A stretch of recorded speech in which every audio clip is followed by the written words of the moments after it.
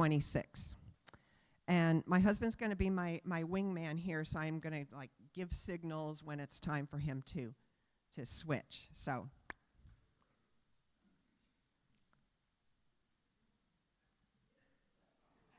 Okay. So, Mary Magdalene, she's fascinating and inspiring. Many historians, theologians, artists, and mystics have thought so over the centuries. In her 2,000-year-old legacy, she's been hailed not only as Jesus' most prominent female follower, but also an apostle to the apostles, but also as a reformed prostitute, as Jesus' wife or lover, and a goddess. So we have no evidence for any of those latter claims, and next week we'll look at where those stories came from. Today is about the real Mary Magdalene and how we know what we know about her. And this is just a sample of the artwork you're going to see in this class. So I want to draw your attention to there's flyers in the middle of the table, and those will suffice for this week and next week as far as telling you about what we're going to talk about briefly, a brief outline, and there's room for notes on the back if you want to take notes, and then some quotes, what people have said about her on the back as well. And then you have a little half sheet as well, and that half sheet is a summary of the real Mary Magdalene, what we know about her from the Gospels. And then over here is a chart that some of you will be able to see and maybe some not, but this is a chart of what we know about her from the Gospels, Matthew, Mark, Luke, and John, and the different events in which she is mentioned or featured in the Gospels. And if you look, her name, MM, is in red, so you can see where she appears. And you might notice that whenever she's listed with other women, she is always first, except once, and that's once in the Gospel of John. So she's always listed first as the most prominent disciple. So you can kind of refer to that as we talk about the Gospels, and we'll get to that. And I love it if you want to take a picture of it, because this was harder to make than I thought it would be. So I hope nobody will erase it, and we can look at it next week too. Okay, so it's raining. Okay, you're all safe inside, safe and warm. So biblical scholar and historian Bart Ehrman describes the two-pronged task of a historian. Okay, and that is, number one, to determine to the best of one's ability what actually happened in the past. What did Mary say and do? And two, to determine how people in the past recounted what happened. What did later people say Mary said and did? It might not be true, but their recounting of what happened tells us what she has meant to people and how they want to remember her. Unfortunately, people conflate the two, or people prefer to the later recounting of history to the original source. Not yet. Mary's history is voluminous because of number two. Today we're going to look at number one and number two next week. Okay, so on your handout, the half sheet, as I said, is a biographical summary of Mary Magdalene from the earliest sources. And those earliest sources are the four biblical Gospels, Matthew, Mark, Luke, and John. And only the four Gospels, where she's mentioned 12 times by name. She is not mentioned by Paul or any other New Testament writers, or writers in the first century who might have eyewitness or contemporary reports about her. Now, is she mentioned in other ancient writings? Oh, yes.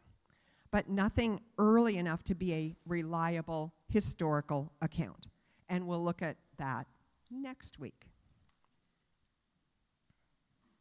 Oh, good. Okay. So some of what's reported about her in the Gospels sounds a little bizarre. How is it historical? Whoops, I think I skipped something. No, I didn't. Okay. Is it because we automatically believe everything in the Bible? No, it's because Mary Magdalene's story passes several criteria of historicity, which I'll explain after we do a quick review of these 4 Gospels that contain the Mary Magdalene account. I'm not going to read this because those of you who've been to other classes I've done have seen this many times. But there's always new people who might not, or you might need a review, or somebody who might not be as familiar with this information.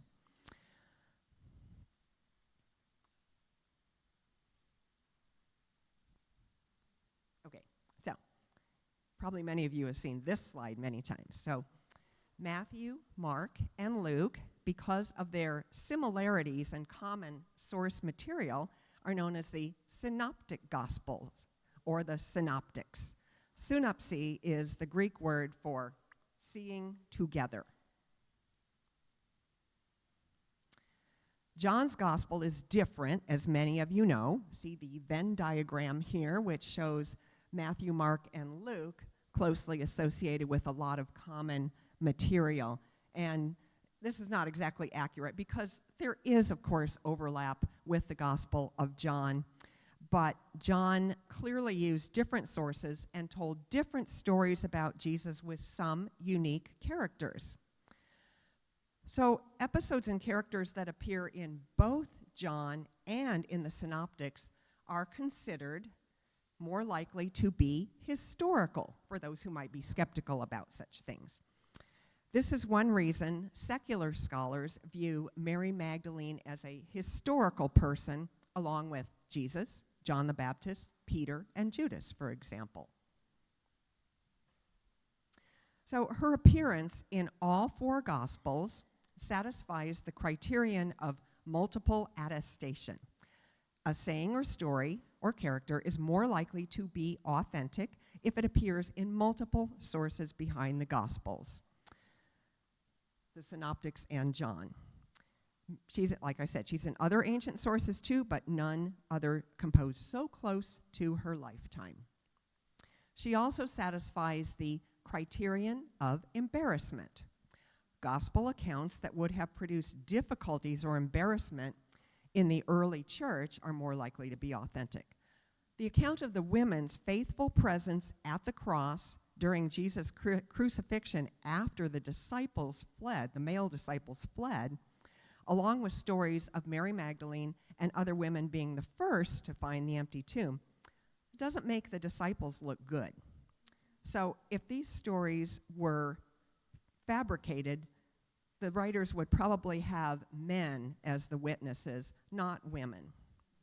So the best explanation for that is that Mary Magdalene and the other women were there. Mary Magdalene passes the test. She's a historical person. Now, what do the Gospels say about her specifically? As we review, you can look at this whiteboard chart. Luke is the only Gospel to introduce her before the crucifixion. In chapter 8, a third of the way through his narrative, he says, Jesus traveled about proclaiming the good news. The 12 were with him, and also some women who had been cured of evil spirits and diseases. Mary Magdalene, from whom 7 demons had come out, Joanna, the wife of Chusa, Susanna, and many others. These women were helping to support them out of their own means. Now, this is one of my very favorite passages in the entire Bible. I think my brother Mike could guess why. Okay, I'll tell you. Because I have 2 daughters, and their names are Joanna and Susanna, and that is not a coincidence.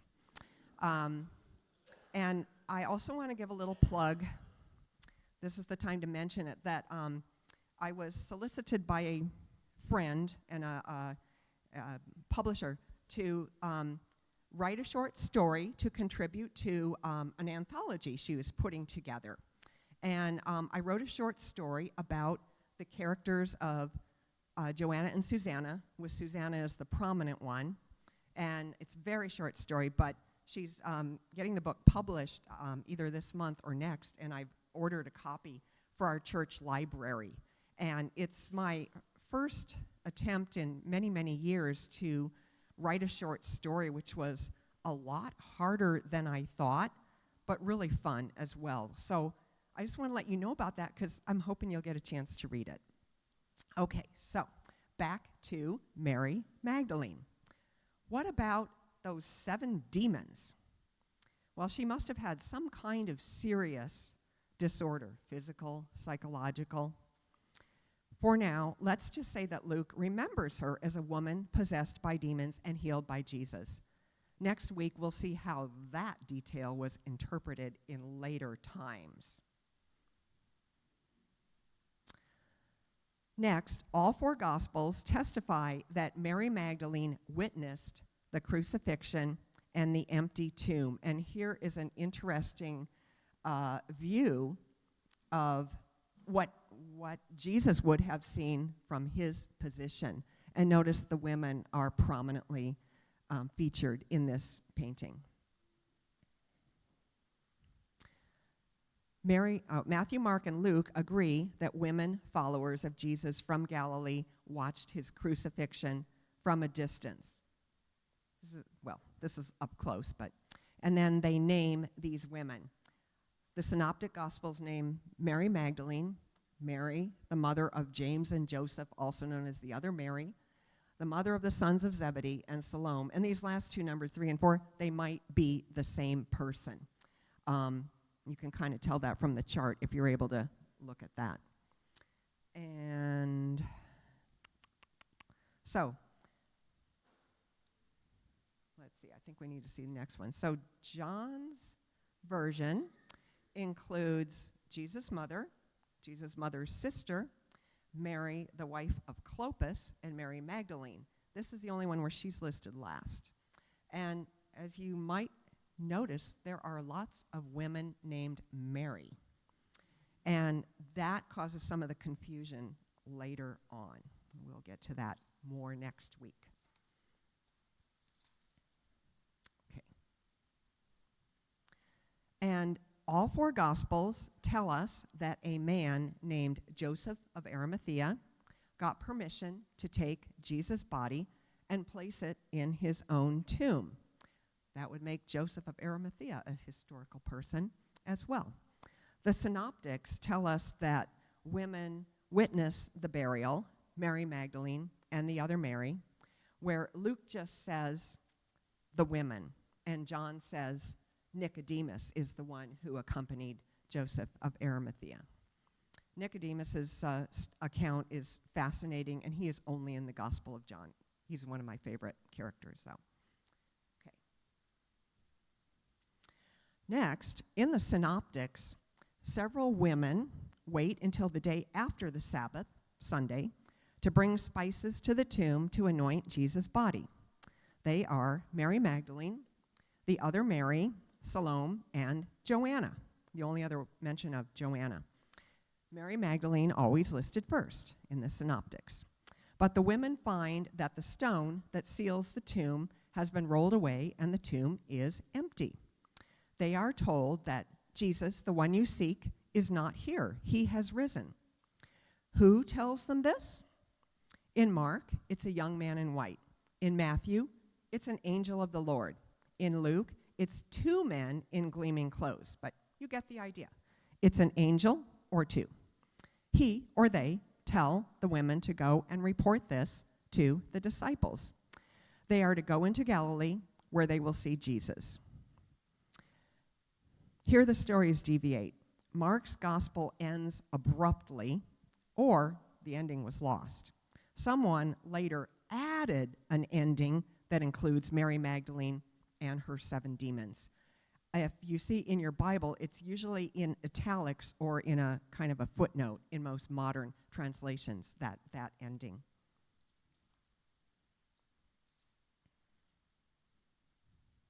Matthew says that Jesus meets the women on their way to tell the disciples.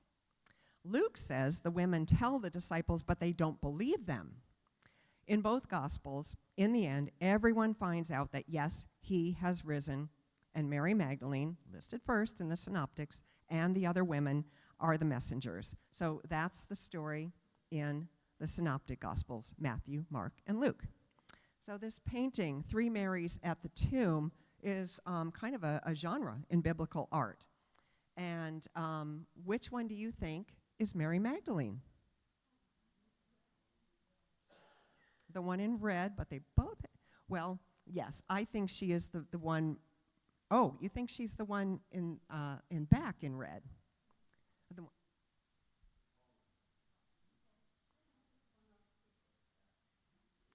Well, we have different opinions, and I actually do not know which one is supposed to be her, but I think that it's the one in front, and the reason is because in the Orthodox Church, Mary is given the title of myrrh bearer, bringing anointing spices to the tomb, and it shows her carrying a flask. So I don't really know, but that's my guess. So okay, here is a later depiction of the three Marys, the holy women at the sepulcher, and with two angels. And in this depiction, they are all well-dressed and well-fed, including the angels.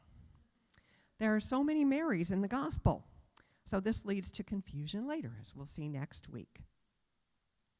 Okay, John has a longer and more dramatic story.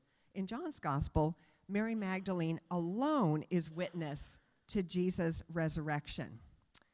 And in the Greek text, the author uses present tense verbs, which gives this story a vivid and in-the-moment feel. But most modern translations miss this effect and use past tense verbs. But here is one that, in my opinion, gets it right. So I'll paraphrase and condense the story using present tense verbs. And if you see, I've highlighted the verbs she comes, she sees, instead of she came and she saw. Early in the morning, on the first day of the week, Mary Magdalene comes to the tomb. She finds the stone removed and the tomb empty. She assumes the guards have taken his body, and she begins to weep. She sees Jesus outside the tomb but doesn't recognize him. She thinks he's the gardener and asks if he will tell her where the body is. Jesus then calls her by name, Mary, and she recognizes him and responds, Rabboni, which means teacher. Then Jesus says, do not cling to me or hold on to me, for I have not yet ascended to my Father. Now, this is a strange thing to say, and so this strange imperative has evoked much theological and artistic speculation. It's a whole genre in biblical art, which I will show you right now. And these paintings depicting the scene are called Noli me tangere, which is Latin for not to touch me. So Noli me tangere is from the Latin Vulgate translation, which was standard in Europe until after the Reformation. Here's another one. Now, older English versions follow this traditional Latin rendering. Instead of stop clinging to me, it's touch me not, or don't touch me, which is kind of closer to the literal Latin, as in the King James Version. So we're going to look at a few more artistic depictions here. Okay, this one, Fra Angelico, in the 15th century, is a fresco in a monastery of San Marco in Florence, Italy, and Rich and I and our kids were there way back in like 2007. So I'm pretty sure I would have seen that. I don't remember, but it's cool to think it was there. So in this fresco, it is respectful of both subjects. Mary Magdalene has a halo. She looks modest, not too forward or flirtatious. And Jesus is fully clothed here. This will change.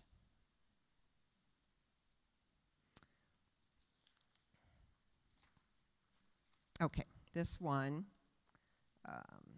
Titian. Yeah, 16th century. There, she's getting a little too close for comfort. And here, looks like they are doing a flirtatious dance with onlookers. Okay, this one, it's the one that I think is on your handout too. Mary is dressed like a Renaissance noblewoman, and she's saying, "Oh, please, Rabboni." And he's like, "No, no, thank you, Mary." And then the last one is really interesting. Okay, this is a 17th century, two separate painters. One did the landscape, and one did the figures. And I don't know, I wondered that the landscape one did the vegetables or not. But Mary looks quite matronly, and Jesus has a shovel, a sun hat, and vegetables. No wonder she thought he was the gardener, but where did Jesus get this hat and shovel, and what was he doing digging vegetables right after he was raised from the dead? I just don't get it. So next week, we'll look at how some theologians have interpreted Noli Me Tangere over the centuries. After that encounter, still in the Gospel of John, Mary is instructed by Jesus this time to go tell the other disciples what she has seen. And she does. She's the apostle to the apostles. Oh, I think I missed something. No, I didn't. Okay, so here, in summary, here is what the Gospels tell us about Mary Magdalene. Her name, she's mentioned 10 times as Mary Magdalene or Mary the Magdalene. One time in the Gospel of Luke, she's referred to as Mary, the one called Magdalene, and another time in Luke as the Magdalene Mary. Okay, Mary, you figured out, is a very common name. Mary, Miriam, Maria, as is rendered in Greek. So there are at least 4 Marys in the Gospels, I think more, out of 16 women who are named. And she's always distinguished as Mary the Magdalene. Presumably, one reason could be that she is from Magdala of Galilee, which you can see there just a little north of Nazareth, Cana, Tiberias, on the west side of the Sea of Galilee. But there's controversy about that, as to whether she actually hailed from this village. Another theory is that Magdalene is a descriptive nickname or epithet, like Alexander the Great or Ivan the Terrible, Mary the Magdala. Magdala means tower in Aramaic. I have not studied Aramaic, but I will take their word for it. It could be describing her prominence as a disciple, her fortitude, her faithfulness, her leadership among the women. So, Matthew, Mark, and John call her Mary Magdalene, which could indicate her place of residence or birth. But like I said, Luke refers to her as Mary, the one called Magdalene, which sounds more like an attribute rather than a location. Mary, the tower. But could actually be both. I mean, she could be from a village called Magdala, and that name might have just fit her as well. So that's the type of thing that scholars love to argue and come to fist fights about. So there's been a lot written on that. And okay, 2, she's what we know from the Gospels. She's a female disciple of Jesus who, along with other women, followed him during his ministry of preaching, teaching, and healing in Galilee, and supported him materially from her own means. So she had some source of material wealth.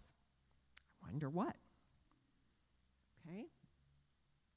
Third, what we know from the Gospels is that she had some kind of mental, psychological, physical disorder from which Jesus healed her, referred to as 7 demons. 7 could indicate that her disorder was very severe, whether actual demon possession or some other disorder not understood in ancient times.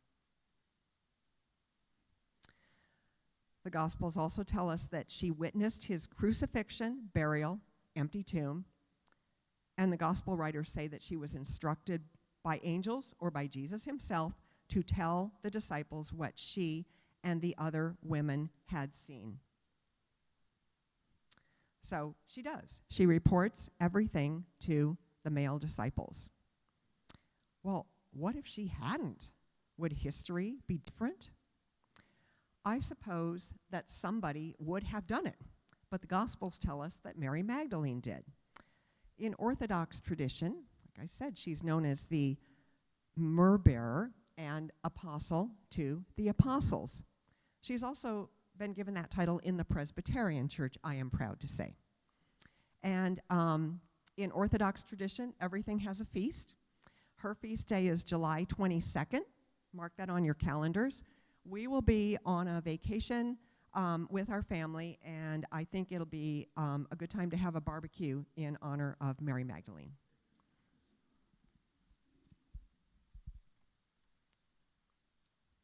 So, okay, go to the next one. Mary Magdalene was both a disciple and an apostle, along with Peter, James, John, and the others. Oh, I missed something. Okay. Let's see if I remember how to pronounce Latin. Apostola apostolorum, I think. Apostle to the apostles. So the word apostle is a transliteration of the Greek word apostole, used in the New Testament for those commissioned by Jesus to share the good news of the gospel. And it comes from, the root word is the verb apostello, which means to send out. So, apostles are the sent out ones, the emissaries of the gospel. Then their disciple, the word for disciples is mathetai, students and followers. So Mary Magdalene was both an apostle and a disciple, along with Peter, James, John, and the others. Okay, might have a lot of questions. These were some of my questions, and I'd like you to offer some of your own. We don't have answers to any of these. What did she do in Magdala or wherever she lived before she followed Jesus? How did she meet him? Why did she follow him? I'm guessing because of her healing and her devotion. And what did she leave behind? Who did she leave behind? How did she have the wealth to support him? How old was she at the time?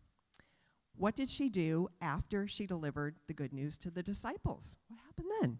And what did she really look like? I mean, obviously she had red hair because we see that in all the artwork, but aside from that. So, does anyone else have a question about Mary Magdalene that I might not have thought of?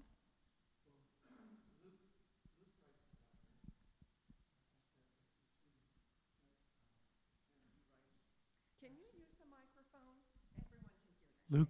Luke writes about her at the empty tomb in his gospel, but in the Acts of the Apostles, is she mentioned at all?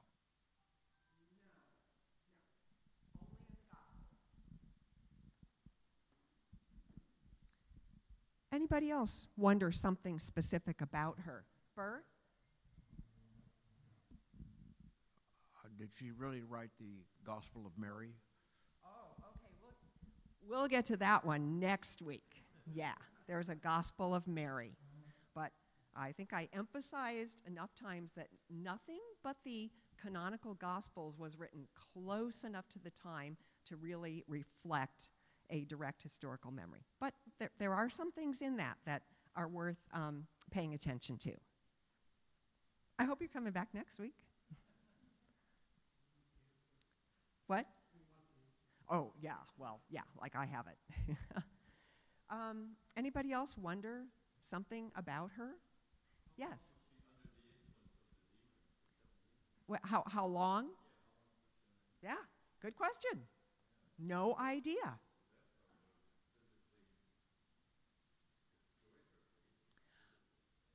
Yeah, whatever it was, what did it do to her physically? Yeah.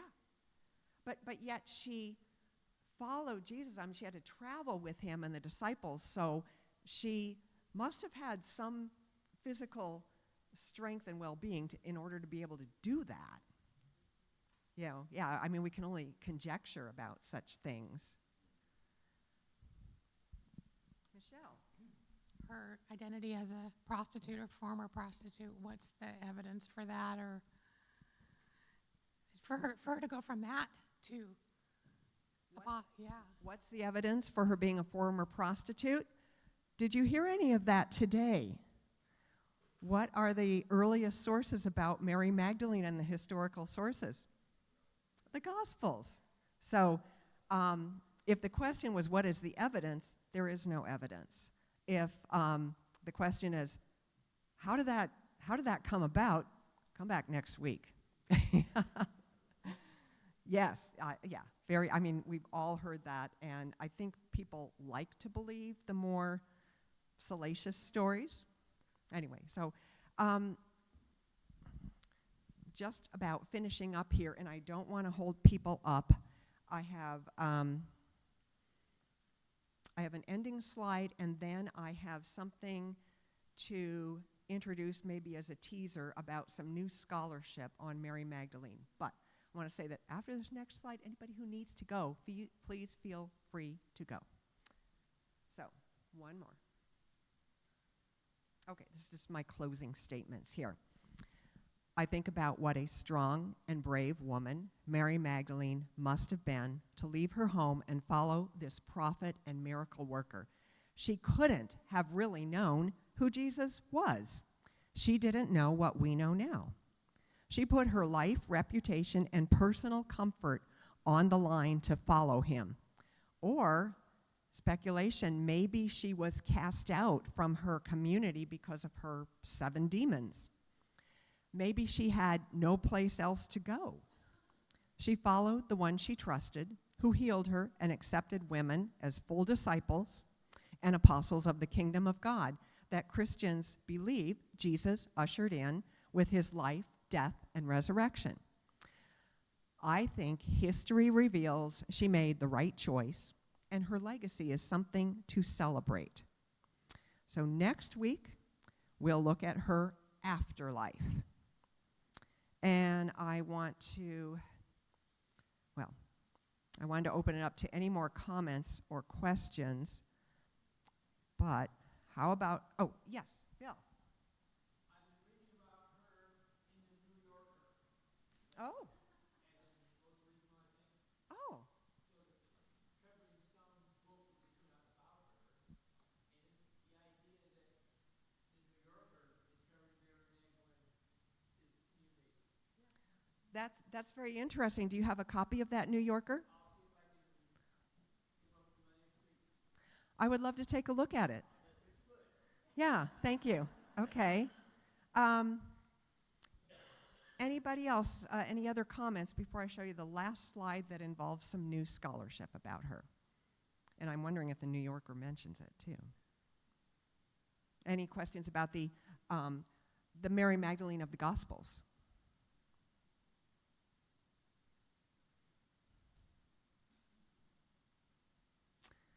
Okay, I'm hoping you're all just waiting with bated breath for what's the new stuff.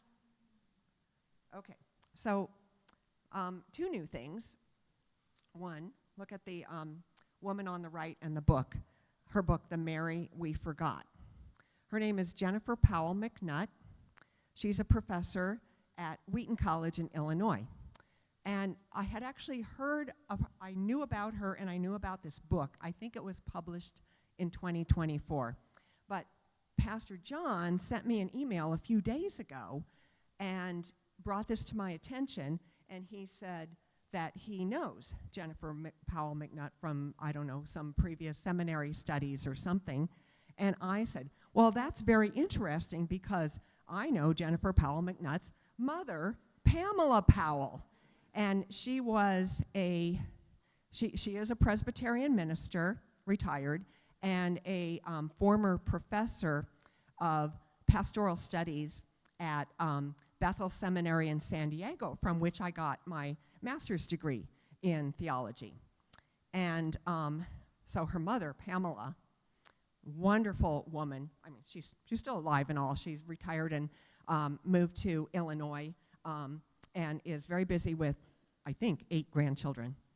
And she was a mentor to me and to many others at our time at Bethel. I'm very grateful to Pamela Powell, and I still keep in touch with her, and I am going to connect with her and ask her if I can connect with her daughter and ask her some questions. But when Pastor John told me, I immediately ordered this book. The paperback's coming on Monday, but I started reading the Kindle, and I'm about maybe a third of the way through it. It's quite readable, although, you know, unless you really, really want to take a deep dive into Mary Magdalene, I think you'll find this week and next week's classes just might be enough because we cover a lot of the same stuff. She just covers it a whole lot more thoroughly. Okay, then the one on the right is really the more interesting theory. And her name is Elizabeth Schrader Pulzer, assistant professor at, or maybe she's full professor now, I don't know, at Villanova University. First, I find it interesting that if you're a female biblical scholar, and if your name used to be Jenny Powell or Libby Schrader, you have to have 3 names and use your full formal name and have two names after it. So anyway, I just noticed that. So if I were to get a PhD, which I didn't, I would have to be Kathleen Henderson Murray, which doesn't sound as impressive as all those. So good thing I didn't do that. So her theory is way too convoluted to explain here, now, today. But she believes that the Mary presented in John chapter 11, which is the story of Mary, Martha, and Lazarus of Bethany in Judea, south of Galilee, that Mary is actually Mary Magdalene, and that there was a cover-up in early history with the earliest manuscripts to disguise Mary Magdalene in that story because her presence there as making a confession of faith would have been a challenge to Peter's authority.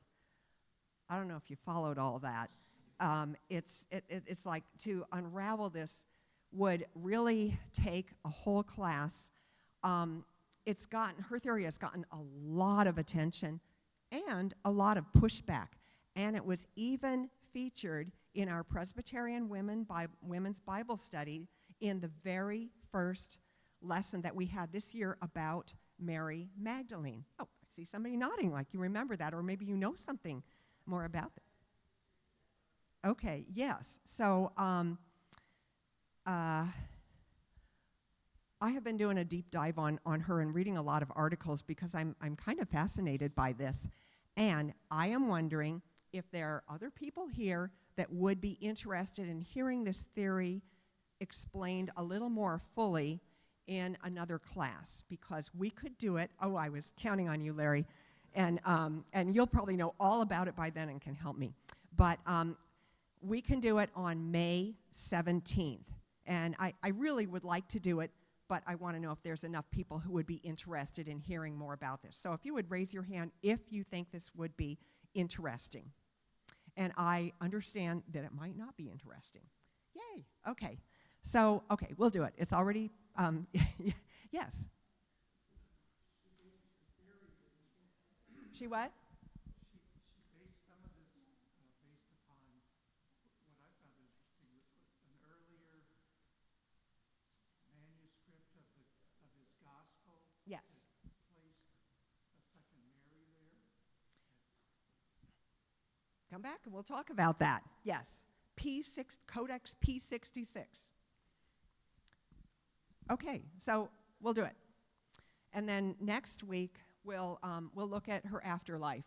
A lot of art, literature, theology, speculation, a lot of tarnishing of her reputation. So yeah, I think it should be very interesting though. And you have been a terrific, attentive audience. I can sense that people are actually interested, and that just really encourages me. So thank you very much. We'll see you next week.